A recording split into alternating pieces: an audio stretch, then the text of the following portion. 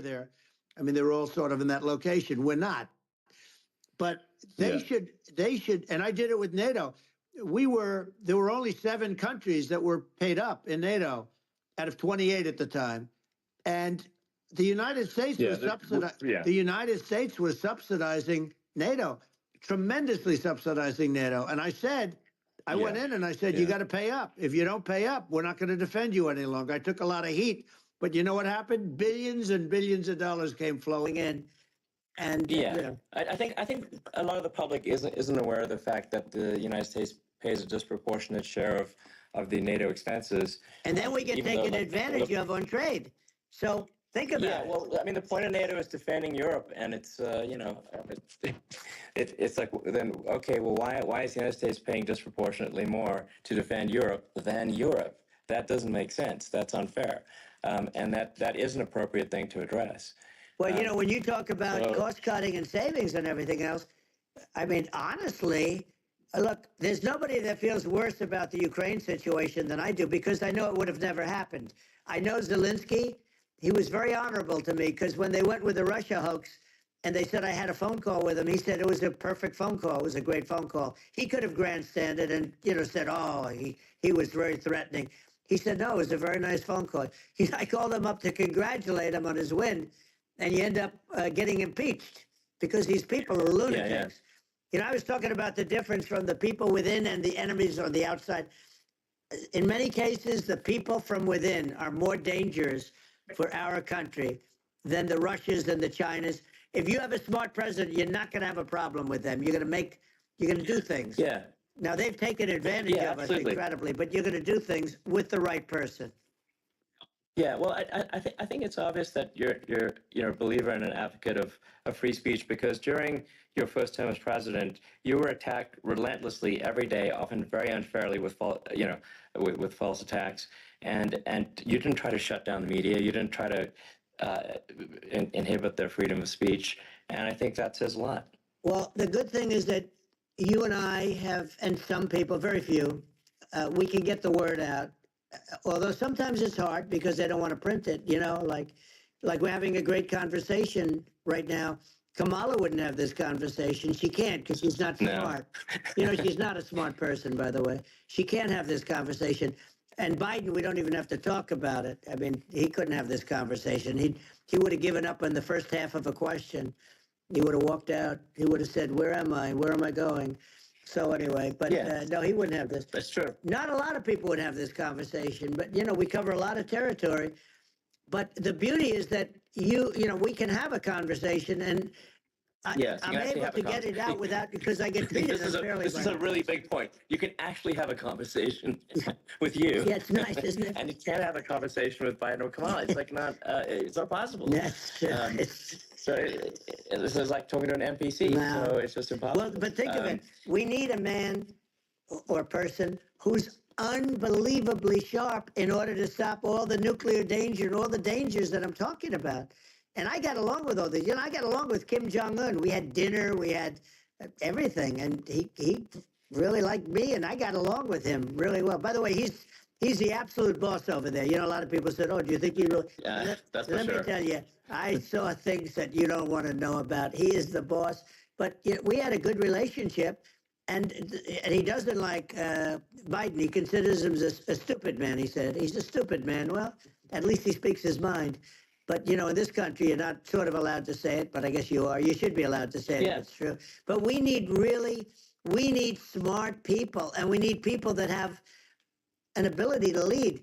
And she doesn't have that ability. Can you imagine? Now, Chairman Xi very well. Can you imagine her and him negotiating, or even standing together? It is, the whole concept is ridiculous. She is terrible. She's terrible. But she's getting a free ride. I saw a picture of her on Time Magazine today.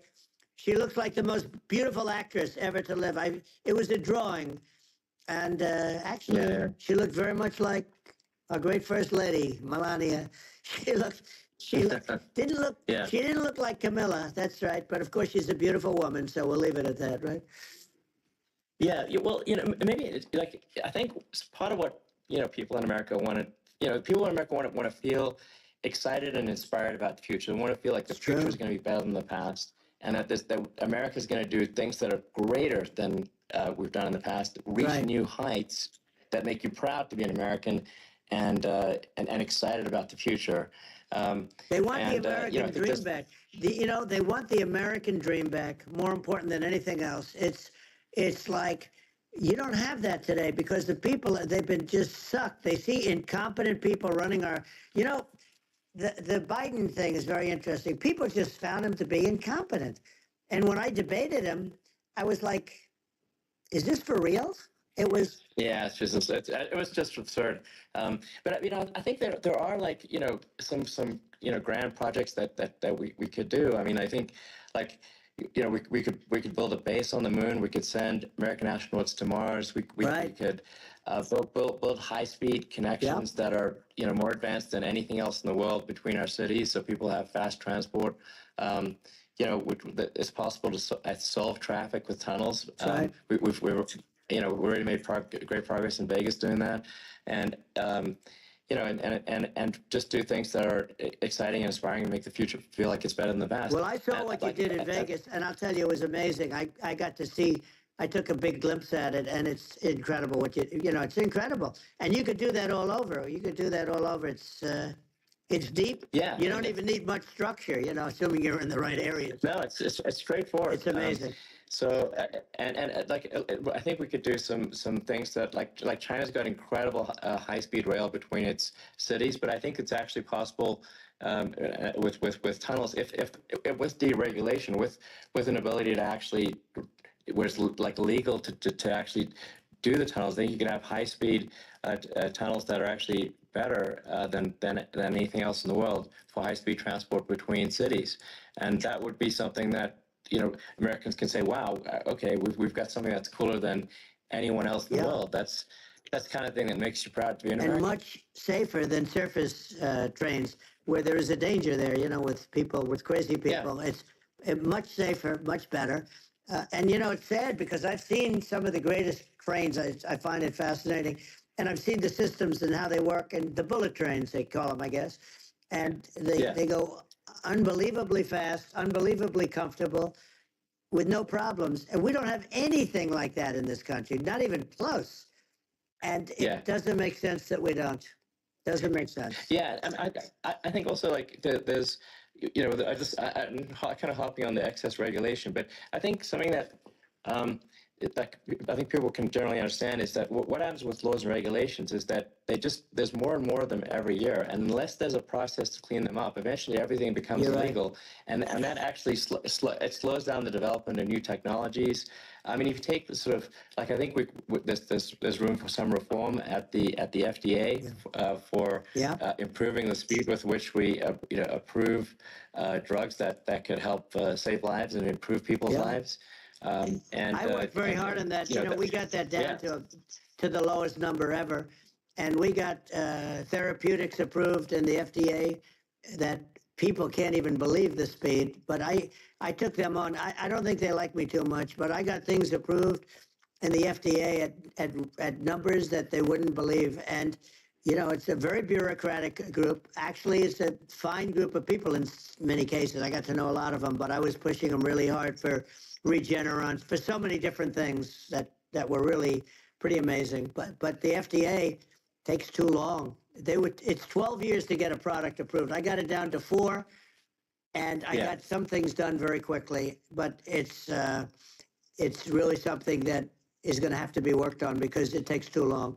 Just takes too long. Yeah, it just takes too long, and it's you end up in the same with the approval, but it's just it takes years instead of something that I think could potentially take months, and that improves people's lives. I think I just wanted to sort of hop on this point that like there has to be an active process for reducing rules and regulations, because otherwise they just keep building up every year, and you get like hardening of the arteries, and eventually everything's illegal or takes forever, and then we just ossify as a society. We can't make any progress, and it's a really big deal. Well, Elon, just getting back to the FDA for 1 second, I got something done called Right to Try. This is where you can go in and if you're terminally ill, you can use a space age, medicine or whatever it may be. We have the best doctors, the best labs in the world. We really do. But people would go to other countries because you couldn't use the product, even if they thought it worked, because it's going through the FDA. I got it approved where you can, you basically, look, nobody wanted, the doctors didn't want it because of the liability. The country didn't want it, our country, because they didn't want to get sued. These are people terminally ill. The insurance companies didn't want it, and the pharmaceutical companies, nobody wanted it. I got everybody into a room, and we came up with an agreement that you won't get sued. And also, they didn't want it on their record. If somebody's terminally ill and they die after taking a drug, they didn't want that on their record. So we set a separate list if somebody was, so it wouldn't count as a negative. Okay. And as you know, we got it done. We have saved right to try. They've been trying to get this done for 58 years, and it sounds simple, but it wasn't, because the insurance companies, nobody wanted it, but we got it done. Sure. Somebody signs, you sign a document that you're not going to sue the insurance companies, the country, you're not going to sue anybody. And we got it done, and we're saving tens of thousands of lives. Right to try. Hopefully you never need it, but if you do, you don't have to travel to Asia. People, if they had money, they go to Asia, they go to Europe. If they don't have money, they go home and die. That's what happened. They'd go home and die. Yeah. Well, I mean, and actually, to give Europe some props here, it's like if a drug is approved in Europe, which has a crazy amount of regulations, it should obviously be approved in the U.S. Yeah. I mean, they got more regulations than we do. So why would a drug be approved in Europe and not in the U.S.? That's crazy. Well, we did it. We did something that really, they've been trying to do it for 50 years, and they just couldn't get it done, and I got it done. And it's really something. But you're right. Some people go to Europe because a drug isn't approved here, but it's approved in Europe, and it's a drug that, generally speaking, would work. It's pretty crazy. Absolutely, you're right. And I think so, as long as people are properly informed of the pros and cons, and like these are the risks, this is the risk, and like you make your own decision. That makes sense. Well, I think just in sort of closing up, and by the way, I'm looking at the numbers. You got a lot of people listening. I hope you don't get nervous, because you got a lot of people listening to you right now, like 60 million or something. What is that number? It's crazy. It's amazing how you can see that right away. How many? What is the number? Wow. What is it? Well, wow. I think in terms of people, that's bigger than you said. You said 25, and you're much more than double that number, 25 million. I think you're going to be 60 or 70. And I guess over a period of time, hey, I congratulate you. Do I get paid for this or not? Well, I think actually in terms of the number of people that will hear this conversation over the next few days to weeks, it's going to be hundreds. That's what they say. Yeah, that's good. Well, look, it's an honor. Yeah, I just asked this: are you better off now, or were you better off when I was president? Nobody's better off now. People, we put out polls on that, and nobody's better off now. Inflation has killed it, and they also feel very unsafe. You look at what's going on with a lot of different things. You look at the riots we had at the colleges over, I mean, it's ridiculous, but all of the riots, they just feel unsafe. And now they really feel unsafe because you have a new form of crime. It's called migrant crime. I call it Biden migrant crime. Maybe I'll call it Kamala migrant crime. But I mean, with all these things, I always try to get to the ground truth by just asking people. And my mom lives in New York, and I was like, Mom, do have any of your friends, been attacked or assaulted? And she said, yeah, 3 of her friends in 3 separate incidents were assaulted just in recent months, just walking around the streets of New York. And I said, well, what happened to the people that assaulted them? Oh, nothing. They got away. Like, and they just know they always get away. Nothing's going. And they don't even bother reporting it because they know that they're not going to, people are not going to get prosecuted. They just let violent criminals out in New York. The only one that gets prosecuted is Donald Trump. They prosecute Trump. Yeah, I mean it's just obviously messed up. Oh, it's terrible. If violent criminals are getting off scot-free, and meanwhile the New York spending massive resources prosecuting you, and it's like what's this? And I think the sort of sensible public looks at this and says, well, what the heck's going on here? This is obviously abuse of the legal system. The legal system is supposed to be protecting the public from violent criminals, and it should be obviously allowing the public to make their own decision about who should be president, as opposed to some legal case. Once they start this precedent, because this can go on with the next one. I mean, this is a very bad precedent what they're doing in terms of going after their political opponent, and that's all it is. It's going after their political opponent, and then you get a judge who's a strong Democrat, and I'm being nice when I say that. In many cases, crooked as hell. But you get a judge, and you go into an area where a Republican gets 3 or 4% of the vote, and you'll have a jury pool with people that hate Republicans or hate. It could also be the other way, though, because it could start the other way in areas where they hate Democrats, and you get into a Pandora's box. It's a very dangerous thing for this country, and a very dangerous thing even for the state. New York City is losing. New York City and state lose a lot of business over what they did to me, because these people say, we don't want that to happen to us. That's no justice system. You have an unfair system of justice, and it's costing New York State a tremendous amount of money. People are leaving and companies are leaving, and they won't come back. So, all of that stuff is important. But the economy now is the big thing, and we can turn that economy up so fast, and people are going to be back again. We're going to get rid of inflation. I think there's a lot of opportunity. Right, absolutely. So, and I just want to congratulate you. You've done an amazing job. You have definitely got a fertile mind. We can talk. You and I can talk about rockets. Well, it's kind of you to say. Thank you. Tunnels. We can talk about tunnels and rockets and electric cars. So many things. And now you're into the AI, and that's going to be another beauty, I'll say. So it's an amazing thing you've done, Elon. It's an amazing thing, and I congratulate you. I mean, thank you. And I just say here, here's to an exciting, inspiring future that people can look forward to and be optimistic and excited about what happens next. And that's the kind of future that I think you will bring as president, and that's why I endorse you. Well, I appreciate that. That endorsement meant a lot to me. Not all endorsements mean that much, to be honest. Your endorsement meant a lot. And, we have a phrase, make America great again. It's pretty simple, but it really says that we want to make America great again, and we can do it. We can do it now.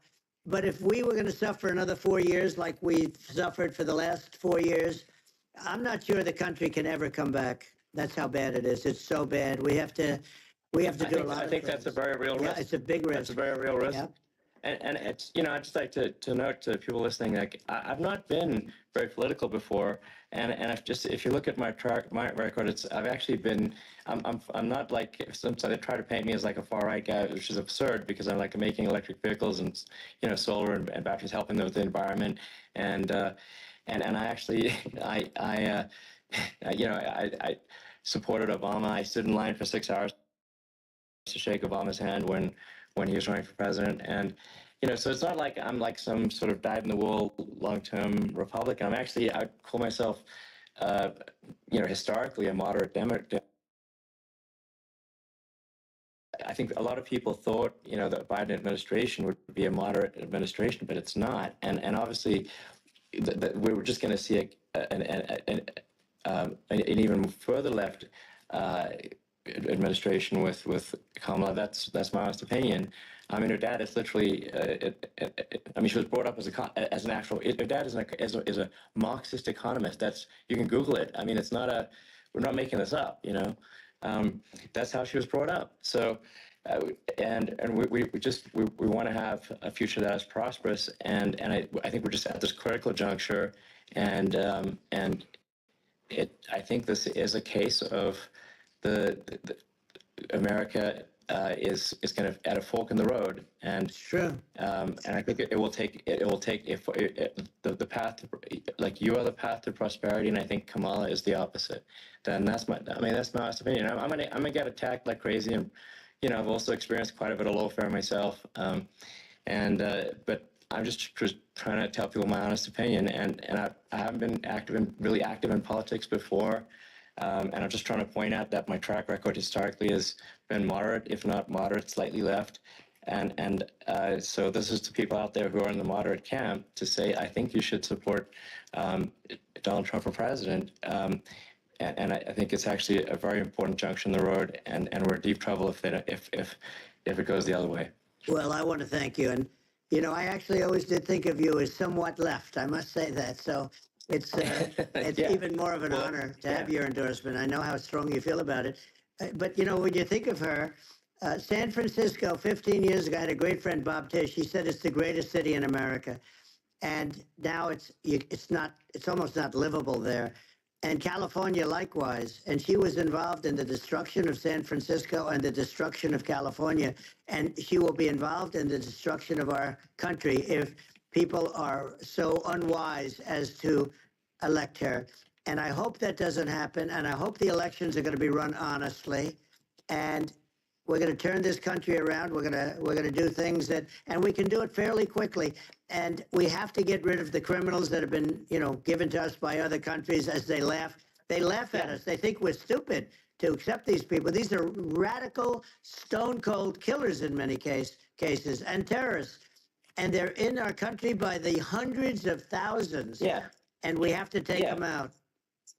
Yeah. I mean, if I could summarize it, perhaps, you know, I think these are issues that I think most people in America would agree with, which is that we want safe and clean cities, we want secure borders, we want sensible government spending, we want to restore both the perception and reality of respect in the judicial system, just, you know, stop the lawfare, and I think that's like, and how are those even right-wing positions? I think those are that's just common sense, and that's I mean, would you agree with that? 100%. I don't understand, you know, the whole, they call it progressive. They don't like the word liberal anymore, but call it liberal or progressive. I don't understand how somebody could say that it's okay for them to empty prisons into our country. And again, I told you, their crime rates all over the world are going way down, which makes sense. In fact, the next time what we'll do is if something happens with this election, which would be a horror show, we'll meet the next time in Venezuela because it'll be a far safer place to meet than our country, okay? So we'll go, you and I will go and we'll have a meeting and dinner in Venezuela because that's what's happening. Their crime rate's coming down and our crime rate's going through the roof, and it's so simple. And you haven't seen anything yet because these people have come into our country and they're just getting acclimated. And they don't know about being politically correct law enforcement or lack of law enforcement. And our police, I have to just end with this. We have great police. We have great law enforcement, but they're not allowed to do their job. They have to be able to do their job without being destroyed. Well, absolutely. And it's obviously demoralizing if you're a police officer risking your life to arrest violent criminals who could kill you and do kill you sometimes. And then you arrest the violent criminal, and then the DA, you know, doesn't prosecute, and they just let the guy out. Well, then, like, why should a police officer risk their life to arrest a violent felon? Well, even worse, Elon, nothing's going to happen. Even worse, they prosecute the police officer. They go after it, and they prosecute the police officer, and they take away his pension, they take away his job, he loses his family, he loses his house. Well, I thought it was very telling, like incredibly telling, that, you know, when that was that case where you know, sort of a gang of thugs beat up police officers. I think it was in Times Square in New York, and then nothing happened to those guys. They were let out, zero bail, and I think a bunch of them were given free tickets to California. Well, what is I mean, that is a gross indignity against the United States, and that's how, I mean, this is insane. Like, have we lost all pride? How can such a thing be allowed to occur? I've never seen anything. You know, we see where they get shot. It's a very dangerous profession, but something they're very proud of, and they want to be able to do their job. But I've seen them get shot. I've seen a lot of things. But I've never seen where these guys are standing in the middle of a big street, everybody watching them, and they're literally boxing, like punching, stand-up fighting, a police officer. There were two of them, and you had about six of these guys, and they're punching the hell out of them. And in their own country, they would be dead if they did that. They'd be shot. Yes. They would be shot instantly. And, you know, they come from these countries, and it's taking them a while to realize that we don't do that in this country. But in their own country, if they stood on a street and had a fight with a police officer, they would be shot. There's no political correctness. And it's such a sad, it's such a sad thing to see. And that's the reason you have crime, by the way, because we don't do anything about it. Yeah, we just cannot have a situation where our police officers are beaten up on camera by a gang of illegal immigrants, and then nothing happens to the guys that beat up the cops. I mean, and they're let out. This is unacceptable. Well, we're going to change it, and we're going to get them out of the country. You know, when I first got involved, they said you couldn't get them back to these countries. You couldn't take them back. In the case of Guatemala, Honduras, El Salvador, some others, you couldn't get them back. And I said, really? Oh, you can't get them back? Because under Obama, he couldn't get them back. They'd fly them in, and they'd put planes on the runways in these countries so you couldn't land the plane. They'd bring them back. And the generals told me, sir, we can't bring them back. The countries won't accept MS-13 gang members. They won't accept them. And I said, really, how much do we pay these various countries in terms of economic aid, which is also somewhat ridiculous? And the answer was $750 million. I said, good. Tell them they're in default. They're delinquent. We're not paying them anymore because they won't accept it. And you know what happened? They all called me, every one of them. They said, we would be honored to take them back, sir. We would be honored. It was so easy. But it's one of those things. And we got it back. We took in so many. You know, the MS-13 is probably the worst gangs in the world. They're the most vicious, violent. We took them out of here by the thousands and got them out of here. And their countries took them back. And because I said, you're not getting any more economic aid. And once I said that, they were nice. They wouldn't take them back for Obama. They wouldn't take them back for anybody. And now we have a problem because we have this guy, and they don't take him back anymore with Biden because they don't respect him. It's just gotta be done. We just can't have whether they're citizens or not citizens. We can't have, because they won't prosecute citizens either, not just illegals. So you can't have repeat violent offenders that are not that don't get incarcerated. That's right. Because they will obviously, by definition, continue to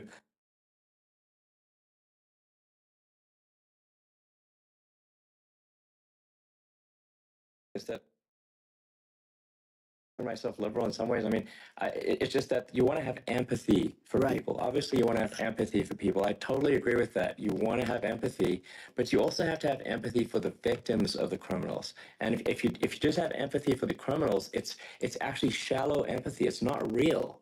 You're not thinking. You're one layer deep empathy. You got to say, like, what if you don't incarcerate this person? Who are they going to hurt? Who they might kill someone, they might rape someone. If you don't incarcerate them, you have to have empathy for the victims.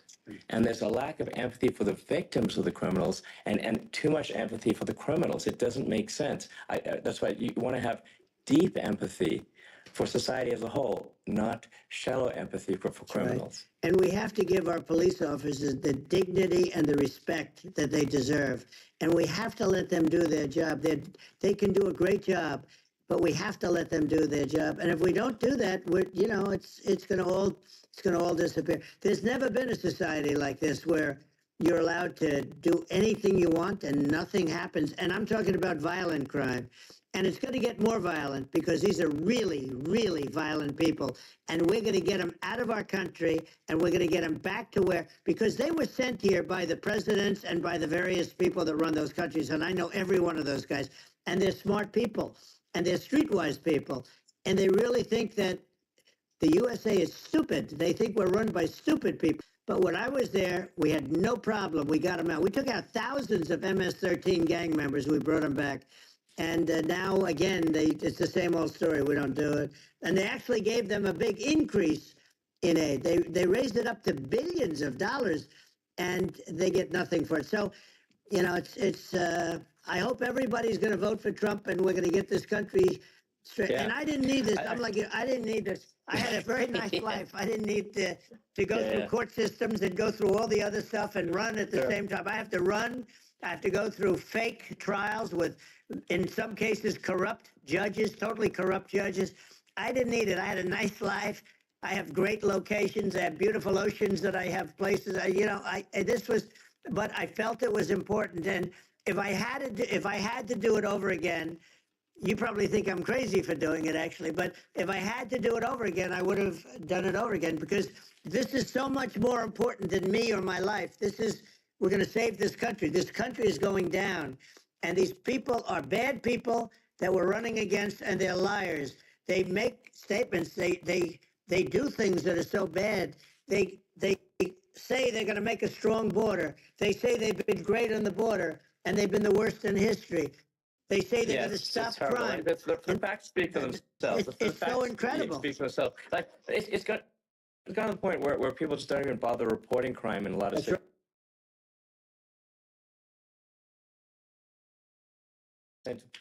To people out there, like the things I think are important for the future is like we've got to have safe cities, we've got to have secure borders, we've got to have sensible spending, and we've got to have deregulation, and right. So we can have a prosperous future, and then we want to have some exciting, sort of moonshot projects that people can get fired up about, and that's the future I'm looking for, and I'm pro environment, but I'm not against. I'm not like I don't think we should vilify the oil and gas industry because they're keeping civilization going.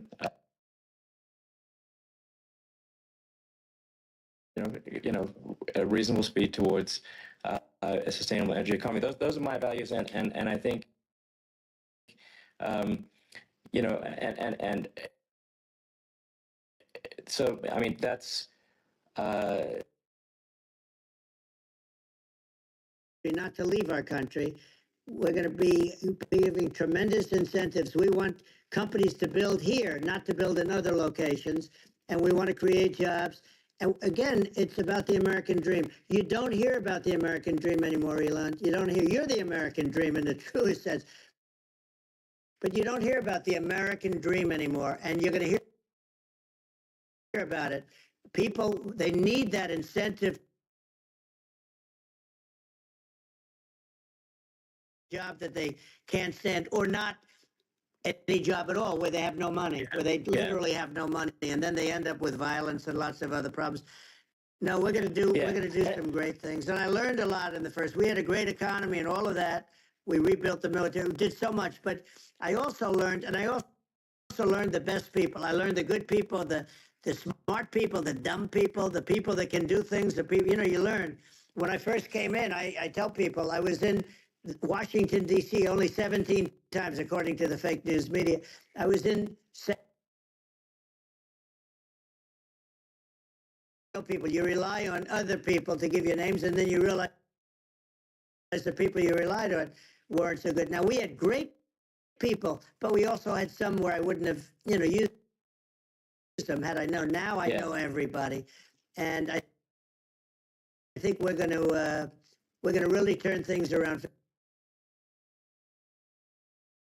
Done an incredible job and a great inspiration to people, a great inspiration, and I hope you keep going and just continue to do well. And we're going to have a big election coming up, and I think November 5th will be the most important day in the history of our country. I think that election will be the most important election, and I think it'll end up being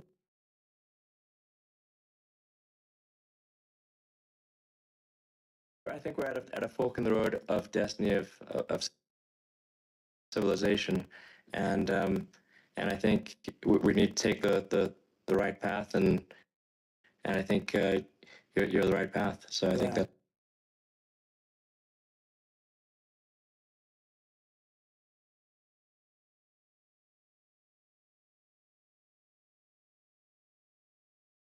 I appreciate it. I'll see you soon. All right, sounds good. Thank you. Thank you, Elon. Thank you very much. Bye.